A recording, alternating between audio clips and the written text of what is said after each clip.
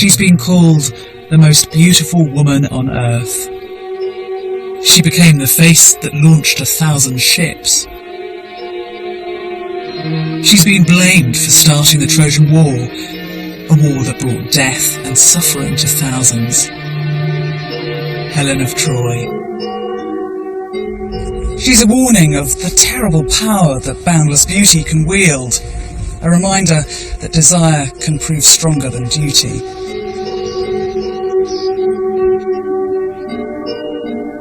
It's the oldest story of them all. Boy meets girl. Girl meets boy. Boy and girl get into big trouble. Lots of boys fight over the girl, and the good guy wins out in the end. It's no surprise it's been lapped up down the centuries. It's the perfect male fantasy. Helen is exquisite, and she's an exquisite agent of extermination.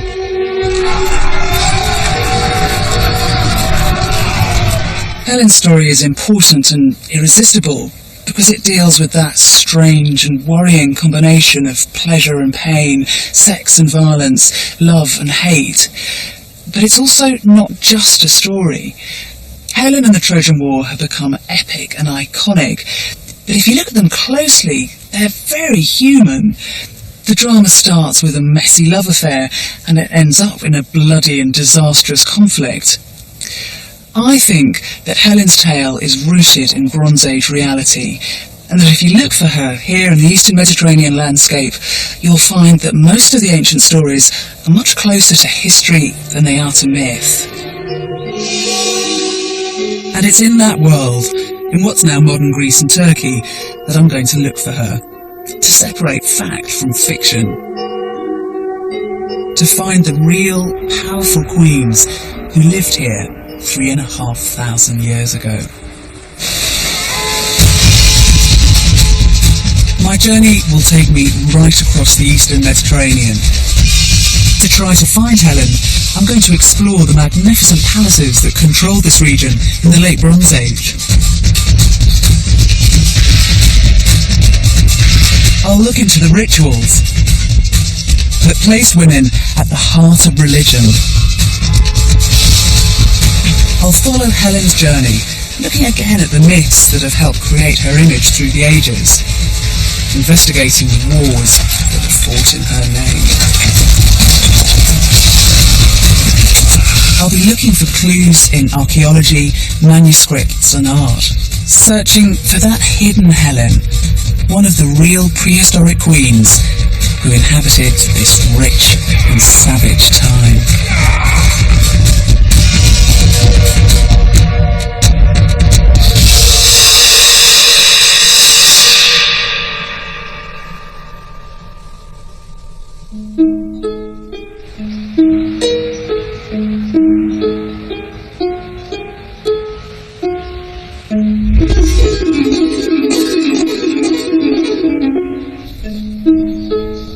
My journey in search of Helen begins at the Bodleian Library in Oxford.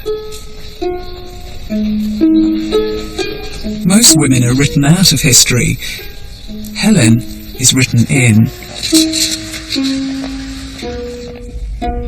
She was an inspiration for the earliest masterpieces of European literature, Homer's Iliad and Odyssey. These are some of the largest fragments of Homer from antiquity. They're close on 2,000 years old, and they've been beautifully written on papyrus sheets in Greek capitals. Originally, these papyrus sheets would all have been joined together in one long roll, about 30 foot long. It's book 2 of the Iliad. You can still make out the names of some of the great personalities from the epic. Here we have Achilles, the godlike hero.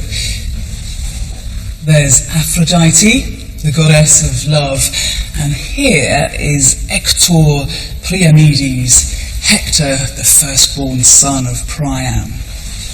But this little scrap, Nes, is the last syllable of Helenes, the name of Helen. So what we're looking at is the first time that Helen enters the written record.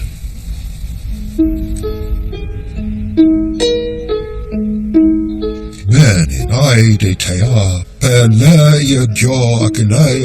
Sing, goddess of the wrath of Achilles, that fatal wrath which caused the immeasurable anguish of the Achaeans and sent the strong souls of heroes to Hades.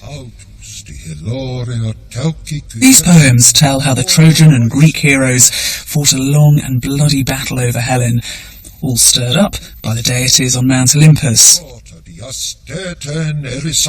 They were written down in about 700 BC, but transmit a much older story, based on actual conflicts that took place at least 500 years earlier, in what came to be known as the Age of Heroes. Helen's love affair with Paris kick-started the drama of the Iliad and the Odyssey, but Homer's a vital ally, not just as a poet, but as a historical source too.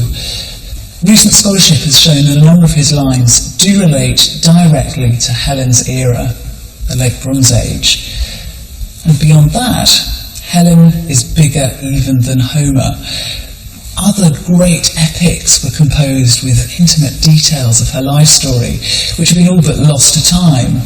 They only survive now in tiny fragments, works such as the Cypria and the Sack of Troy. So when you're trying to understand Helen's world, you have to look beyond the obvious and pull together all these various strands of evidence.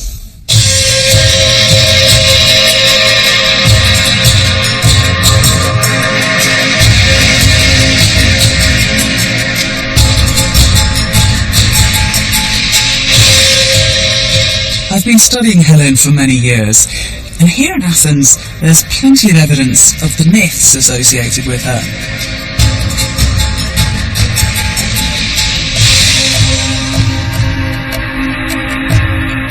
Helen's image has been adorning beautiful objects for centuries. Vases for sale show her in a tug-of-war between suitors, preening in front of the mirror, and seducing Paris. Helen also survives in Greek tragedy, plays still being performed in Athens today. On stage, she's portrayed as either manipulative and destructive, or a mere pawn of the gods, a weapon of Aphrodite, the goddess of love. But you have to go beyond the misleading fantasies to get anywhere near the real Helen, and travel back to the Late Bronze Age, when these images of women were painted. As yet, we have no physical proof that a woman called Eleni lived in a glittering Greek palace 3,500 years ago. But what we do have is a trail left by rich and desirable Bronze Age aristocrats who travelled right across the eastern Mediterranean. And when you follow that trail, you'll find not just heroes, but heroines. These aren't pretty little creatures wafting around in diaphanous robes in front of classically fluted columns. If Helen lived, she lived as a prehistoric princess, right at the heart of a turbulent prehistoric world. Helen's more than a simple object of beauty, so you have to wipe from your mind these pictures of her, all this romantic imagery, which is all, without exception, a fantasy, all made up.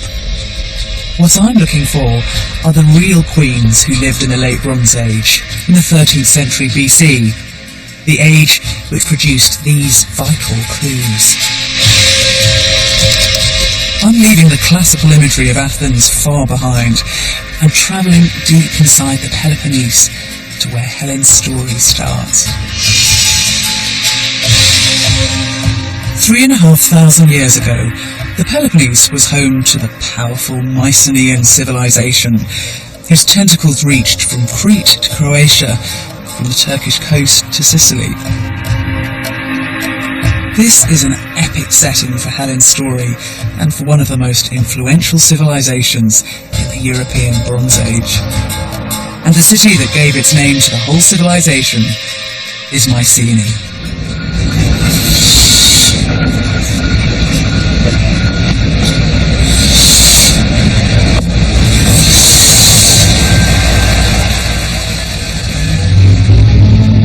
Safe behind their mountain ranges, Each Mycenaean kingdom jealously guarded its strategic position, its acquired wealth, and its precious natural resources.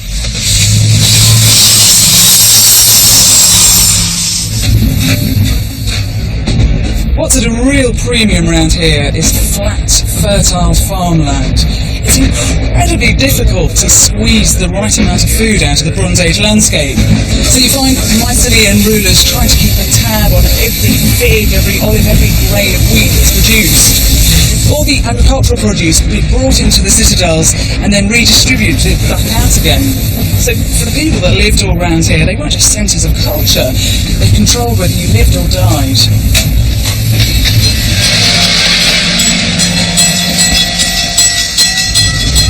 Across the Greek mainland, Mycenaean centres show striking similarities. Because Mycenae is the best preserved, this is where I should be able to get the clearest picture of the place of women in the Bronze Age.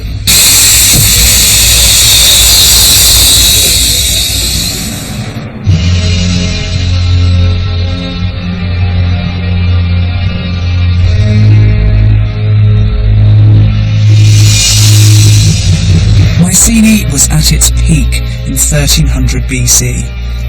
This is the century most likely to have witnessed the Trojan War and therefore the birth of Helen. Mycenae was a major power, enjoying a golden age that was to come to an abrupt end only a century later. Protected all around by mountains and dominating the fertile plain below, Mycenae had all the hallmarks of a fairy tale castle, studded with gold and finery. The immense walls shielded a muscular warrior culture.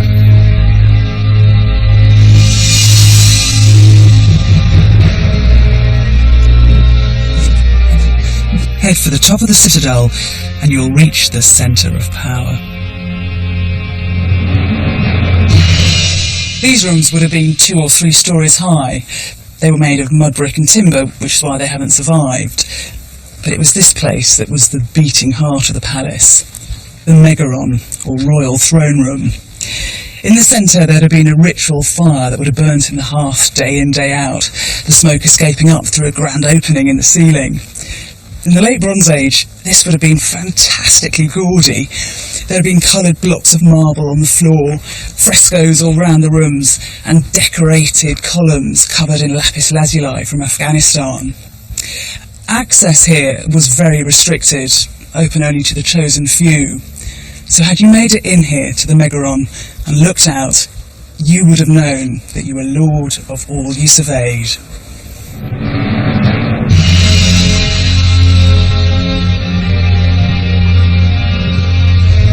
A high-born woman like Helen would have been part of this Mycenaean elite. One of the aristocrats who enjoyed the riches of the palaces, and who lavished wealth on weapons and war gear. This ornate dagger was found in a tomb, as was this warrior vase. No expense was spared in persuading guests and enemies alike of military might and fabulous prosperity. But this is far from the complete picture. It's easy to concentrate on the bullish, macho aspects of the Mycenaean warrior society, but it wasn't all blood and guts. If you look at some of their artefacts, it's clear that they were capable of very subtle feeling. This little trio's been delicately carved out of ivory. It's used as an important research tool to discover exactly what Mycenaean women wore. But when you're close up to it, you can feel that it's resonant with tenderness. The women are draped around each other and one of them's caressing the other's forearm. And that child, it could be a boy or a girl, is leaning heavily on their lap, doing that childlike thing of taking up as much space as is physically possible. It's a touching human image of Mycenaean society, a reminder that these monumental ruins were occupied by heroines as well as heroes. I want to explore this city and unravel the mysteries of the influential and sophisticated women hidden behind its walls.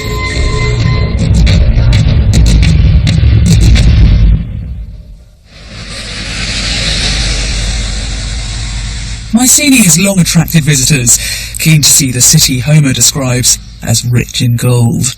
The hotels and bars for the tourists in the village of Mykines at the foot of ancient Mycenae are a roll call of classical celebrities.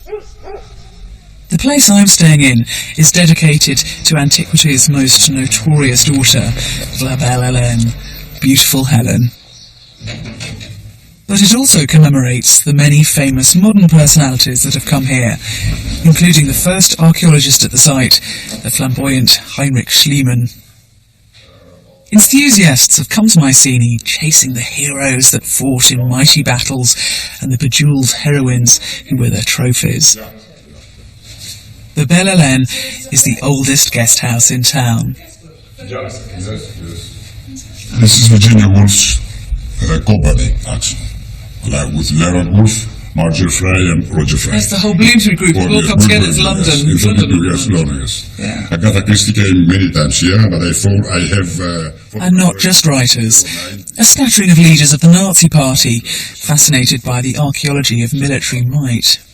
And the great Nazi here, it's 44, Hermann Goering, Himmler, 41, with Hendrik, and Dr. Goebbels, the Goebbels in 36, is the Minister of Propaganda. Goebbels? Goebbels, yes, that's it. Helen's the only woman from the Age of Heroes to have endured as a household name. But the danger for all visitors here is that you can easily forget about the real people behind the dramatic archaeology and the later romantic imagery.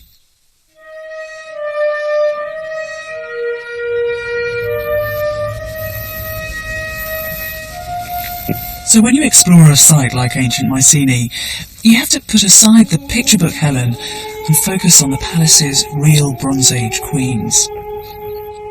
Helen's face has been imagined by artists for nearly 3 millennia, but none has come anywhere close to the truth. Tantalising discoveries from all across the late Bronze Age world offer up evidence of the striking appearance of a prehistoric princess like Helen. These ancient frescoes depict women in detail, their jewellery, hairstyles and makeup. But the most vivid portrayal of a woman is this one. We don't know exactly who she was, but since she was found in a religious complex, it seems she was both an idol and an ideal. Archaeologist Diana Wardle specialises in Mycenaean dress and personal adornment. She's working with a team to recreate the appearance of a high-status Bronze Age woman. This is the closest that we can get to seeing what a late Bronze Age Helen would have looked like. Now, Sophia is beautifully dark, and the ladies on the walls of the Mycenaean citadels are always dark, but Helen's nearly always described as golden. So what do you think is going on there? A difficult one. Maybe her skin was naturally golden, and if she wasn't dressed up like this all the time, you would describe her as naturally golden. And in Greece, golden or lighter is usually just a very much lighter, dark colour. It's almost as if she's glittering. I mean, you would kind of covered in the gold jewellery as they were. She would certainly glitter a lot. Yes, yeah. She would glitter a great deal. She's always described as having white skin, gleaming like milk or like a pearl. But do you think this is what's actually going on, that she's a Mycenaean woman who's having her face painted white? I think it's very likely that her face is being painted white and that she's going to look unnatural and perhaps even masked.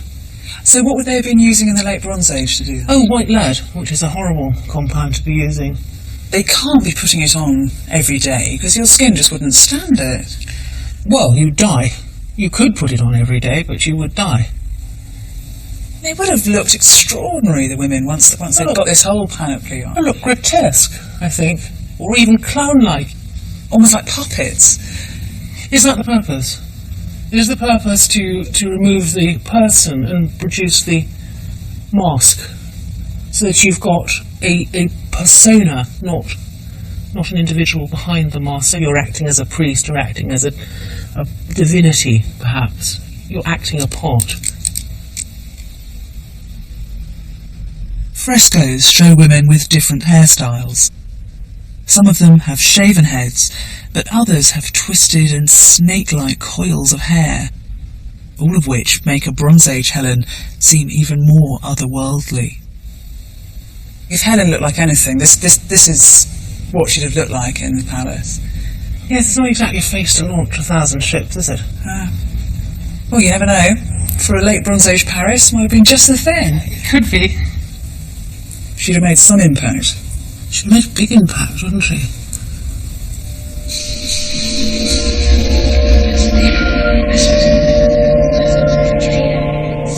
Tomb finds tell us that Helen would have been bedecked with jewellery. Gold from Egypt, hippopotamus ivory from Africa, amber from the Baltic. She would have worn thick woolen robes, rubbed with olive oil to make them shine. Servants would have combed her hair with a bone comb, and they would have made her skin gleam. Frescoes show that on ceremonial occasions she would have been bare-breasted. She would have blazed a trail through the palace, a glorious creature, inspiring admiration and fear.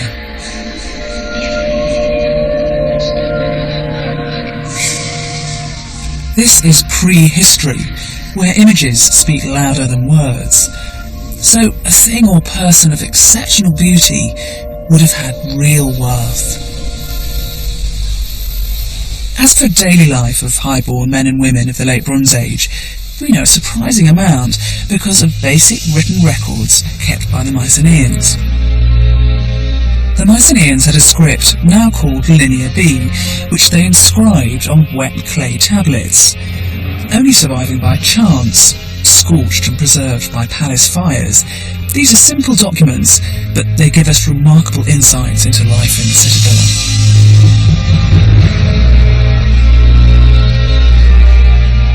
They tell of a rigidly hierarchical society where men took senior political roles.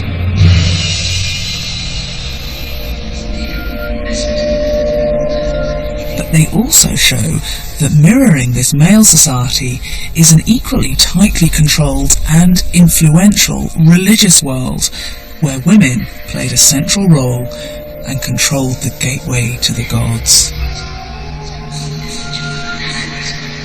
The Mycenaeans worshipped some of the Greek gods that we're familiar with, Zeus and Hera and Poseidon, for instance. But there was a whole phalanx of gods and goddesses and demigods and spirits that never made it through to the classical world. Deities like Pipituna and Pereja, the goddess of doves. Some people even suggest there was a female Zeus and a female Poseidon. What there was not was a state-organised pantheon with a male figure at its head. Zeus was not predominant. If anything, it was the female divinities who were due the greatest honours. These are powerful female spirits standing at the heart of Mycenaean culture. A further insight into what actually happened at their ceremonies is found on signet rings, which depict women in control of intriguing religious rites. These golden signet rings were worn by men and women. They were passed down as heirlooms, and we find them left in graves or given as offerings to the gods. It's only an inch or so across, but there's a whole world marked on that surface. What you're looking at is some kind of sacred rite involving just women. There's a sun and a moon up at the top, and a little tiny figure of 8 shield with a mysterious divine presence appearing behind it. I suspect because trees and plants are so prominent that this was a fertility ritual designed to keep agricultural produce coming out of the earth. That seated woman is very important because she's shaking a bunch of poppies. It's one of the clues we have that opium, derived from poppy seed heads, played a central role in religion. These signet rings show a world of abandonment, fuelled by narcotics. In a number of Mycenaean sites, the seeds of opium poppies have been found.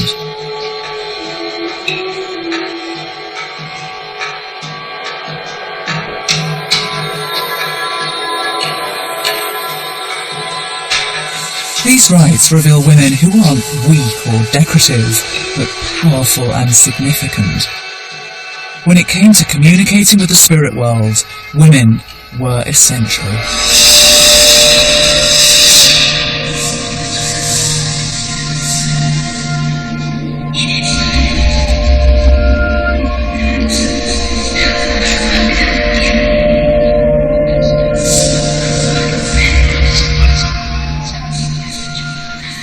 If you'd come to worship at the temple, then these are the kind of idols that you'd have come across. You can see that the bulk of them are women. They're not cosy creatures at all. I mean, standing here, they appear incredibly grotesque. The little holes that you can see punctured into the terracotta are probably so that people could have hung votive offerings on them. And they've got their arms raised in a gesture that's typical of prayer, so it's possible that these were actually dilettantes. This lady was found with her head turned facing the wall, suggesting that she had some kind of evil eye that had to be faced away from people as they came into the temple. It's thought that this is probably the representation of a goddess. She's got a chain of beads around her neck and bracelets all round her arms, and she's supporting her breasts in a very typical attribute of a goddess.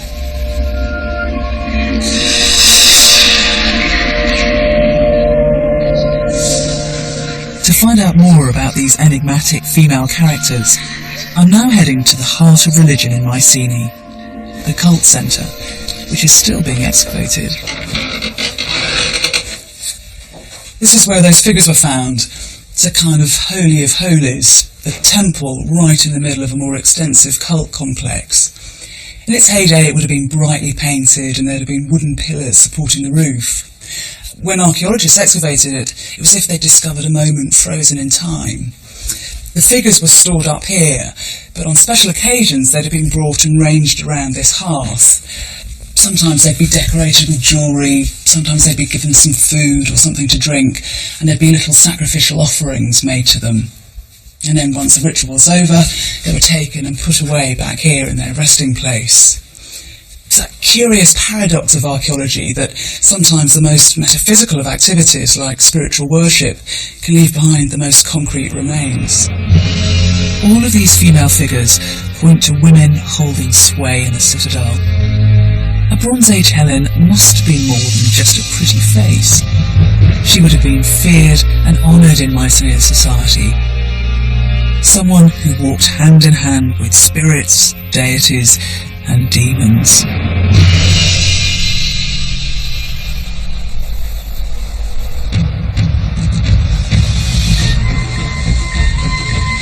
The best evidence for life in the Greek Bronze Age comes from Mycenae. But in the myths, Helen was said to have been born in Sparta. Although there aren't such impressive remains there, Helen certainly left her mark in Sparta down the ages. Spartans celebrated her, not just focusing on the way she looked, but on what she did, how she affected those around her.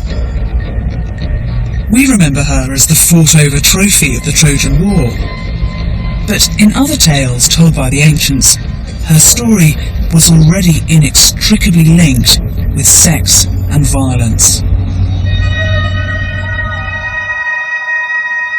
It was said that her intimate association with brutality went right back to her conception.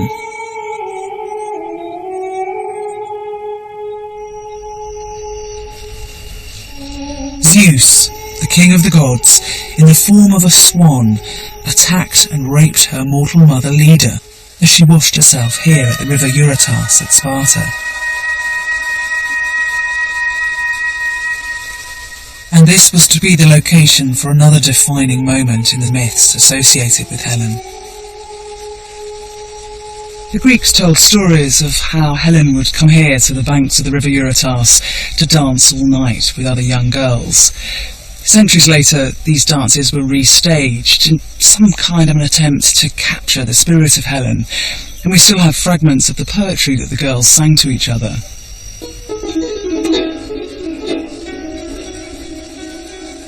Olympian goddesses, my heart is seized with desire at hearing a new song and the chorus of girls in lovely melody will scatter sweet sleep and lead me to the contest where I'll be tossing my blonde hair. A dance of delicate feet with limb-loosening desire, her glance more melting than sleep or death. These rites are vital to understanding Helen's appeal. The gift she's giving the young girls isn't beauty, but what the Greeks called charis. Charis is the root of our word charisma, and it can simply mean grace, but it also has an erotic connotation. By invoking the spirit of Helen, the young girls are learning to become charismatic, sexually aware. And certainly these rituals would have been highly charged affairs. They were here alone together all night, there was drinking and torchlight, and they danced naked until dawn.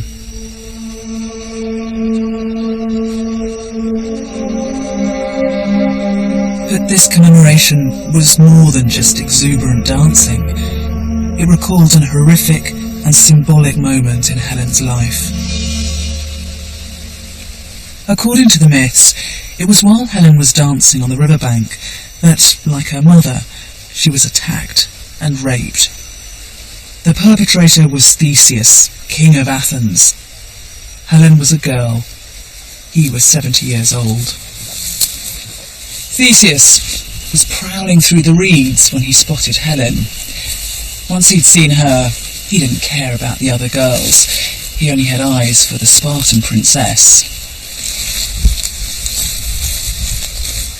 That's what Helen does to people. She makes them yearn and long for her. A brutal conception, and then attacked on the riverbank, Helen would, from here on in, always be linked with passion and pain. She'd begun her career as an irresistible prize and a creator of conflict.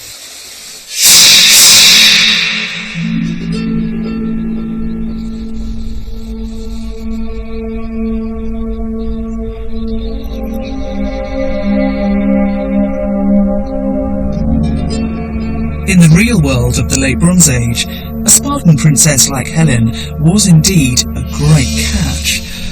Her principal value was as a marriage prospect, with a kingdom to give away. The myths reflect this too, and they describe a great marriage contest held near Sparta in Helen's honour. The most powerful heroes of the day gathered to compete for the hand of the beautiful Spartan princess.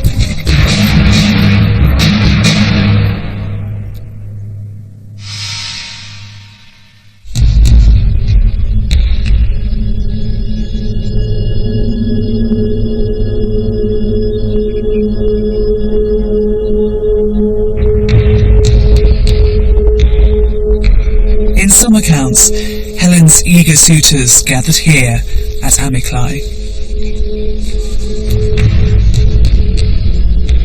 They had come to challenge each other for Helen's hand.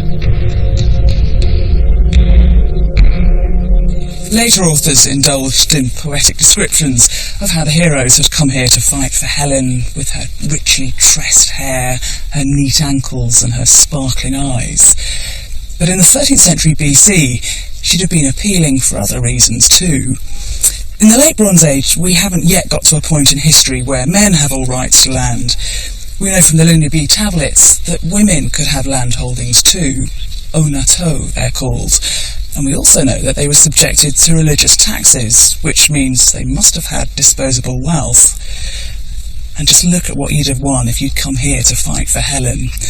The foothills of Mount Taygetus are teeming with game, and this is some of the most fertile land in the whole of Greece.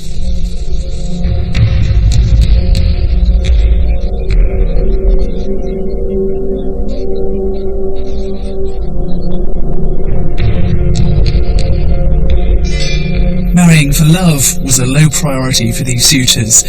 They'd arrived for the chance to improve their lot and to display their physical prowess.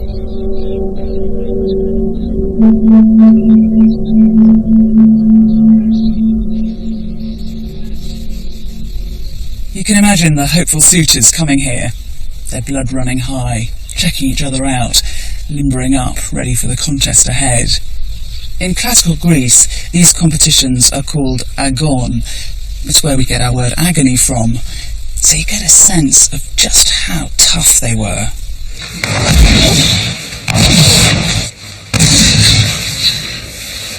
As for the range of sports that would have taken place at a grand event like Helen's marriage contest, there is good evidence from the Bronze Age. A fresco from Thera depicts two young men boxing.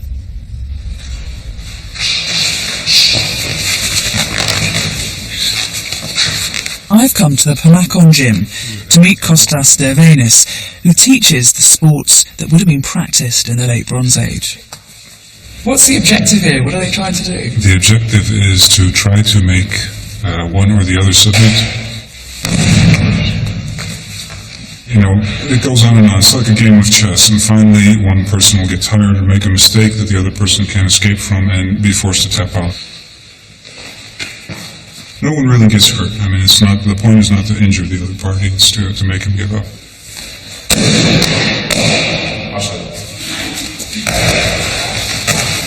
So what kinds of combat sports do you think you'd have had at a marriage contest like Helen's?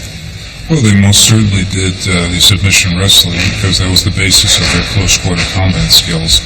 They might have done some boxing. Well, it was happening all over the Near East and all over the Mediterranean. And for sure, we know that in 2000 BCE, on the tomb paintings of Beni Hassan, we have over 300 depictions of submission wrestling. So I think we can be very sure that it was taking place in the Mycenaean world. We talk a lot about the age of heroes, but it's a very nebulous concept. So tell me then, what do you think it is? Well, you know, the word eros in ancient Greek, which is the same root as the goddess Hera, or the Sanskrit word vira, simply means he who is worthy. Who gets the spoils in this campaign? Well, it's obviously the one who contributes most to acquiring these things. There was very little pretension in their lives. You know, when they traded, they traded. When they got married, they got married. When they fought, they fought. I mean, it was a more vital time. You've obviously thought a lot about Helen. Mm-hmm. What does she mean to you? Well, I once spent an entire summer looking for Helen in the areas where she lived in the Peloponnese. At Helen's marriage games, the heroes wrestled and boxed in vain. In the end, it came down to spending power. Agamemnon, the great king of Mycenae, impressed with the largest amount of treasure, and won Helen for his brother, Menelaus. The poor guy needed Big Brother's wealth to get the girl. So Helen and Menelaus were to be united, bringing together two of the strongest dynasties in the region. In the 3rd century BC, the poet Theocritus describes 12 Spartan girls commemorating Helen's last night of freedom. Under a plane tree near Sparta, 12 virgins recreated the last few hours before Helen married Menelaus. Once again, they were alone together. They danced around the tree, and then tipping up a silver flask, they smothered the bark in olive oil, inscribing a message: "Revere me, I am Helen's tree." We shall be the first to plat for you a wreath of ground-loving clover to hang on a shady plane tree. And we shall be the first to make an offering of gleaming oil, dripped from our silver flasks under that plane tree's shade. In its bark we shall cut these words that passers-by may read its message: "Respect me, I am Helen's tree." Described as being like the dawn, like the return of spring after winter. It's all very idyllic and sensual, But you get the impression that what is being remembered are Helen's happier days before she becomes Menelaus's trophy wife.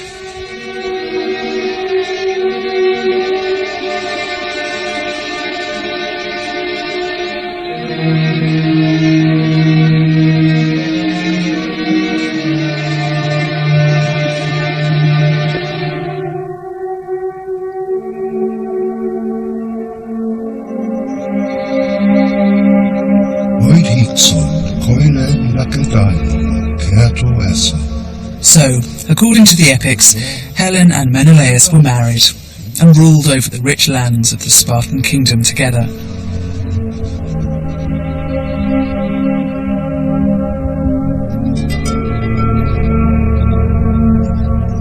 As to where a real Bronze Age queen of Sparta like Helen would have lived, the location of her palace has always been a matter for debate.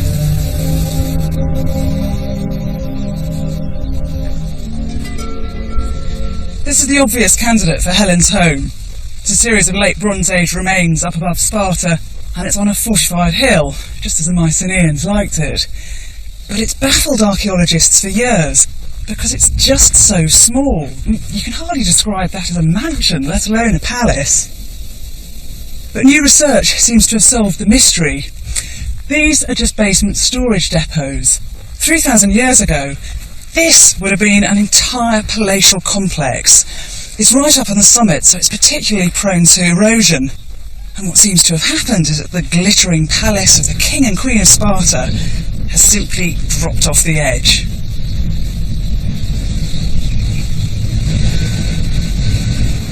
Archaeology shows that despite a lack of existing remains, in the Mycenaean period there were 3 impressive buildings constructed on this site. Hoy de idontis, Tomasdon, Katadoma Diotrepeos Basileio. Homer describes the palace of the royal couple as set in many ravined Sparta, and it's certainly a good vantage point for control of the plain below. So here, the archaeology and the Homeric description do back each other up.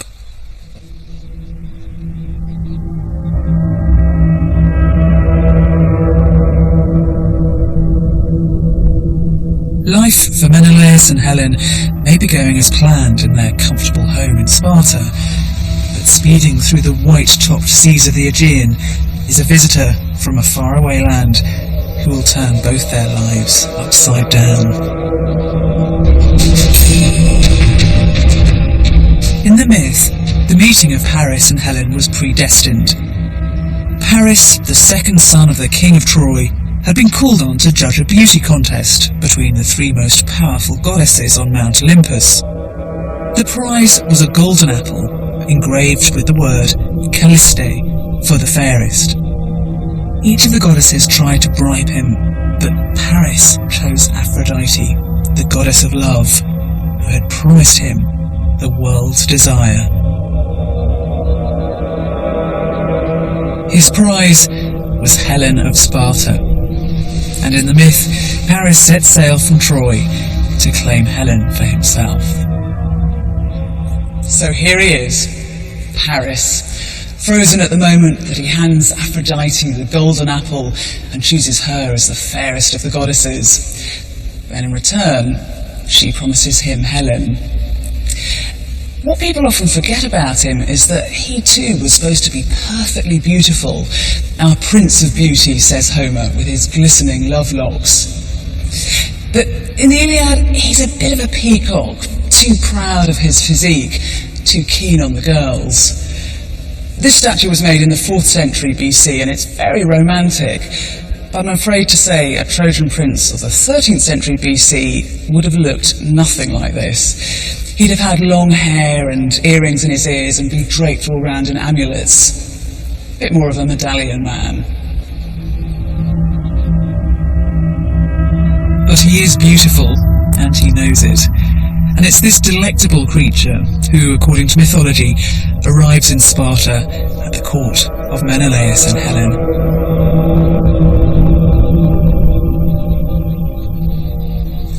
We hear from the epic poem The Kypria that Paris was entertained in Sparta as a xenos, the Greek word meaning stranger or guest. This title guaranteed safety to a foreign envoy, but to secure this status, anyone on foreign business from the Late Bronze Age onwards would have had to arrive with gifts of goodwill to present to the court. The rulers of the Late Bronze Age world showered each other with gifts. Chestloads, boatloads of treasure exchanged hands. On the face of it, this was simply a way of keeping each other sweet and proving who had the deepest pockets to dig into. But there was also a hidden agenda. This was a world before codified international law, so by orchestrating a complicated etiquette around gift-giving and guest-host relations, the Bronze Age world could come to a common understanding. And if you breached the unwritten rules of that international convention, then you were in big trouble.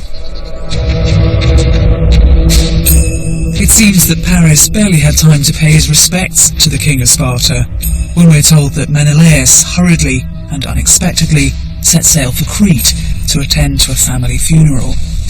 His queen was left to offer appropriate entertainment to the foreign visitor. But Paris and Helen had no thought for international etiquette.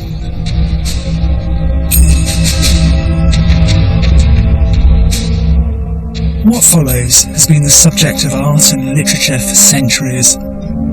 Helen is shown being abducted in one image, and just as convincingly happy to acquire another husband and his riches in another.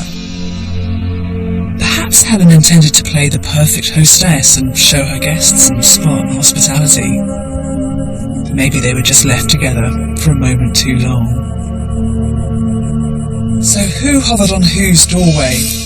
Who, in fact, stole whom? It's a key moment in the story, and it's at this point that you make your judgment of Helen. Either she's a victim, or she's a harlot, or she's simply an independent woman. Homer certainly never suggests that she was seized by force. She follows Paris, he says.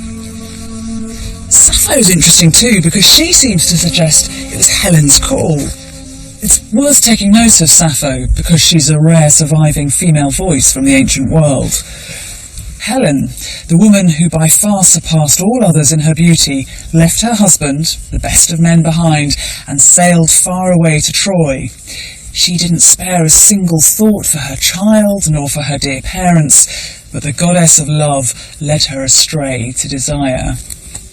There's no hint of an abduction here. If anything, Sappho's saying that Paris is Helen's plaything, not vice versa.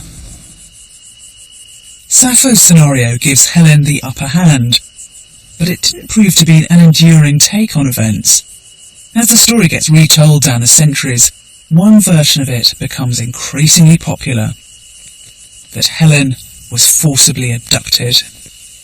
But I tell you, when you come here to the Spartan citadel, which would have been incredibly heavily fortified in the Bronze Age, there is no way that an outsider like Paris would have been able to steal away the Spartan queen against her will. If Helen and Paris went to Troy, it would have been with some collusion on Helen's part.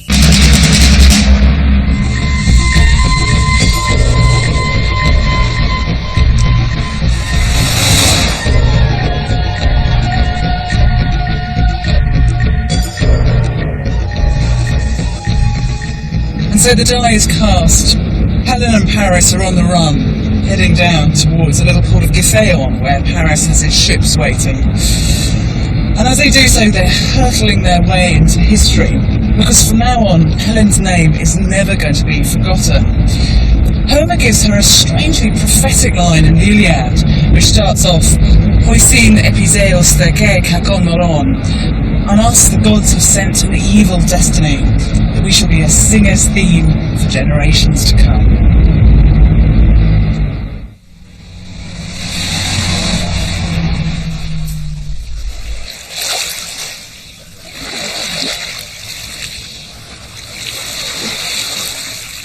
Once they'd found their ships, Paris and Helen decamped to an island nearby, Cranae. Today a causeway connects it to the mainland. It's a tiny place, populated only by fishermen and occasional day trippers.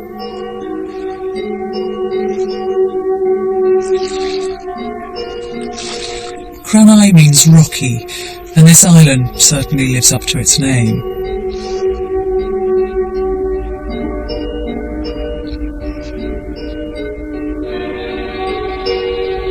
The lovers would have known that the retaliations would soon begin, not least because Paris had loaded up his ships with Spartan treasure.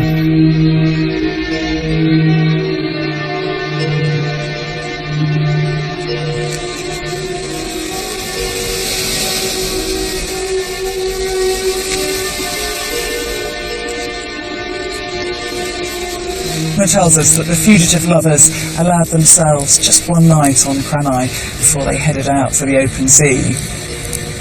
Not surprisingly, it's a moment that's been immortalised by poets for nearly 3,000 years.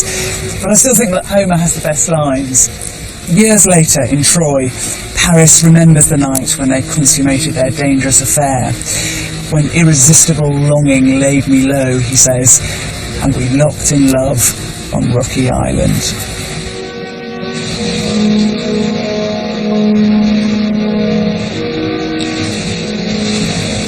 Their immediate future was as fugitives on the open sea. Ahead lay Troy. What fate would await them there?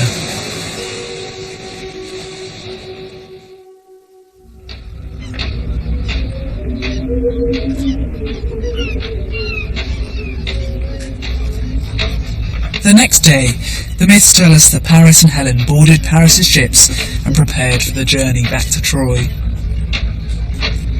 I'm heading out by sea from Greece to Turkey to retrace Helen and Paris's voyage.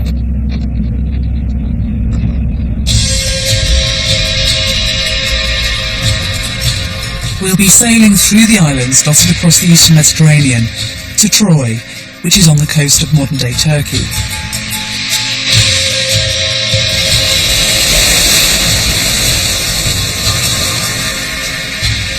We tend to think of seas and oceans as barriers, but back in antiquity, these were the great highways and byways. Homer even calls them the sea's foaming lanes. So if you've been travelling on a stretch of water like this, you've seen little skiffs hugging the coastline, smaller sailing boats with just a few oars, and then the grand galleys owned by the aristocrats of the day. And crisscrossing these waters, there would indeed have been female aristocrats like Helen. Women who, as we've seen, enjoyed influence and standing in their homelands. But now I'm leaving Greek waters, heading for the Turkish coast, to Troy, where Helen's story reaches its dramatic climax. She may have been born Helen of Sparta, but she would be remembered as Helen of Troy, always associated with the blood to be shed there in her name.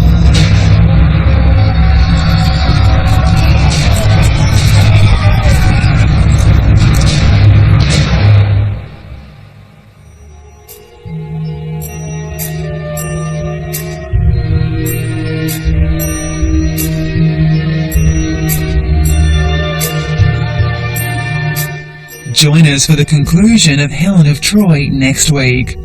And you can find the book of the series at ABC shops and centres.